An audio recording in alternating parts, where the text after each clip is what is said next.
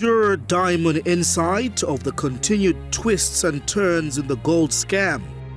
We wish to state from the onset that we would be failing in our duties as a media house if we do not exercise our right to free speech in public interest to continue weighing in on the interesting twist of the Kenneth Kaunda International Airport gold scandal. We are in no way trying to be prejudiced or contemptuous to the court process, but the case indeed requires our parallel investigation and fair editorial comment.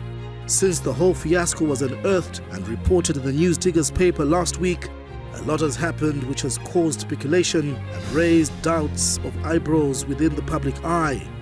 And we hereby try to raise concerns and questions on what we find as sketchy in this whole episode. Firstly, the latest reports coming out of Egypt revealing that an Egyptian journalist in Karim Assad has been arrested for exposing the names of individuals who were reportedly on the private jet and are linked to the military in that country. This twist complicates the matter further as one of diplomatic interest. Suffice to say that the Egyptian embassy in Zambia is tight-lipped and silent over its detained citizens. We await to hear what the Egyptian government's position is on this matter, as we've seen that the Zambian government, through the number one citizen in President Hichilema, has already stated a position and says Zambia is not a safe haven for criminality. So far, the Drug Enforcement Commission equally has revealed that over 14 suspects have been arrested in connection with this matter. What is interesting is that only 4 Zambians out of the 14 were last week brought to court, rendering it possible for the matter to take off.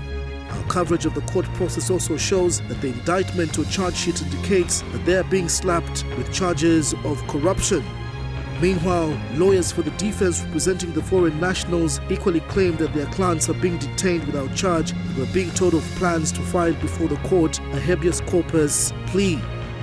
Who, we ask, is telling the truth over the correct amounts of money that landed with the private jet? While the purported buyers through their lawyers are saying they flew in with over 10 million United States dollars, our investigative wing through the DEC claim that they only seized about $5.69 million, which is in safe custody at the central bank. We hope the court can settle this dispute and also bring this argument to rest. Lastly, for us, this whole saga purely exposes our country's purported porousness that has very weak security protocols inside and across borders for such illegal activities to take place on our runways under the nose of our radars at an airport that was newly constructed worth millions of dollars. Interestingly to note as well was the speed at which the mines minister was quick to dispel the gold in question to be fake, a statement that has brought public contempt, with his own counterpart at the Ministry of Home Affairs questioning the explanation of the contraband to be copper and tin, and many experts have doubted this assertion. It will also be interesting to see what charges the alleged buyers will be slapped with, as one can say that they indeed are the victims of this scam in this particular transaction. Are they going to be charged for engaging into illegal business transactions or being in possession of money believed to be proceeds of crime, we ask?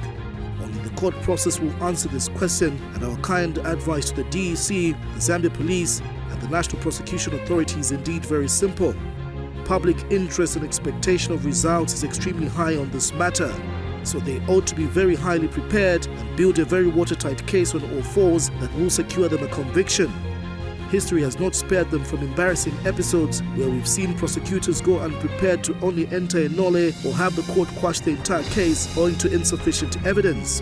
Unfortunately for our investigative wings on this one, President Hichilema's briefing last week further raises the stakes higher, as Zambians are now anxious to see an outcome that will convict criminals in an anticipated shocking end to this episode, far from insinuations of the masterminds being linked to the corridors of power. As the court process begins, citizens can only grab their popcorn and tack into their seats and watch the drama unfold further. This, ladies and gentlemen, is not a Hollywood action thriller. It is a reality about to premiere in our courts and expose the alleged porousness of our internal security systems and illegal smuggling of our gold and precious minerals at a time when we are deep in debt as a country. It is no coincidence that Zambia is mentioned in a renowned gold mafia documentary.